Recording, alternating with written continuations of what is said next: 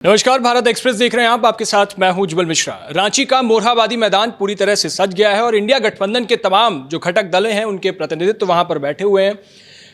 हेमंत सोरेन आज झारखंड की 14वें मुख्यमंत्री के रूप में शपथ लेंगे और 4 बार के मुख्यमंत्री, चौथी बार हेमंत सोरेन आज फिर से शपथ लेने वाले हैं।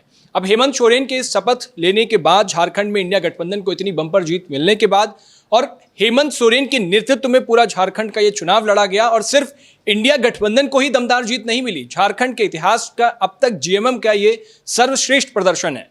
लेकिन बावजूद उसके आज हेमंत सोरेन अकेले मुख्यमंत्री की शपथ क्यों लेंगे, उनके साथ तमाम मंत्रियों पर कहां बात अटक गई, क्यों मंत्री शपथ नहीं लेंगे, इन सब के बारे में आपको विस्तार से बताएंगे। दरअसल हेमंत सोरेन आज अकेले शपथ लेंगे। वजह यह है कि उसके पीछे मंत्रियों की जो लिस्ट थी उस पर बात सहमत नहीं बन पाई और वो बात वहीं पर अटक गई। हुआ क्या कि जेएमएम ने झारखंड में 34 सीटें जीती, कांग्रेस ने 16 सीटें जीती, आरजेडी ने 4 और भाकपा माले ने 2 सीटें जीती। कुल मिलाकर के 56 सीटें इंडिया गठबंधन के खाते में आई 81 सीटों में से। अब जब सारे घटक दलों की जीत हुई उसके बाद बात आई मंत्रियों पर। कांग्रेस की तरफ से खबर यह भी थी कि प्रस्ताव एक डिप्टी सीएम का रखा गया था, लेकिन जेएमएम ने इस पर सहमति नहीं बनाई। उसके बाद बात बनी 4:1 के रेशियो पे। दरअसल ये 4:1 का रेशियो है कि 4 विधायकों पर 1 मंत्री। इस लिहाज से कांग्रेस के 16 विधायकों ने जीत दर्ज की है, तो उन 16 में से कांग्रेस को 4 मंत्री चाहिए थे।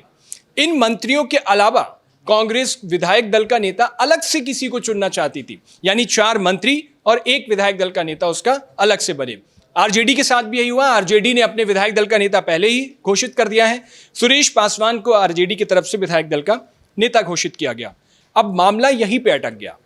माले की तरफ से अभी तक कोई ऐसा प्रस्ताव नहीं दिया गया है किसी भी मंत्री पद का, लेकिन अगर माले की तरफ से ऐसा कोई प्रस्ताव आता है तो जेएमएम इसको नजरअंदाज नहीं करेगी, उसको भी कंसीडर करना पड़ेगा।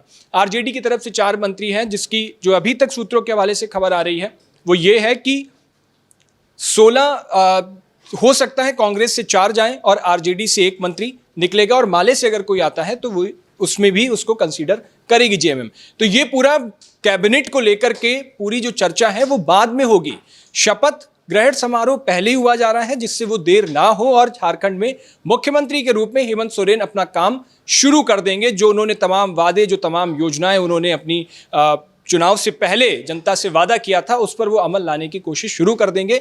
और ये एक तरीका था, शायद इसीलिए हेमंत सोरेन ने सबको खुद जाकर के अपनी पत्नी कल्पना सोरेन के साथ सबको निमंत्रण दिया। न सिर्फ इंडिया गठबंधन के घटक दलों को निमंत्रण दिया, यानी न सिर्फ वो दिल्ली आए, वो अरविंद केजरीवाल और उनकी पत्नी से मिले कल्पना सोरेन के साथ।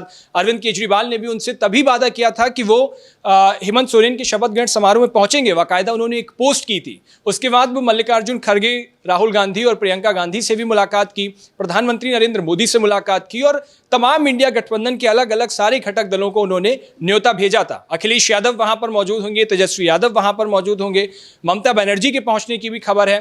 तो ये तमाम इंडिया गठबंधन और उसके साथ साथ विपक्ष के जितने भी तमाम बड़े नेता हैं वो भी वहां पहुंचेंगे।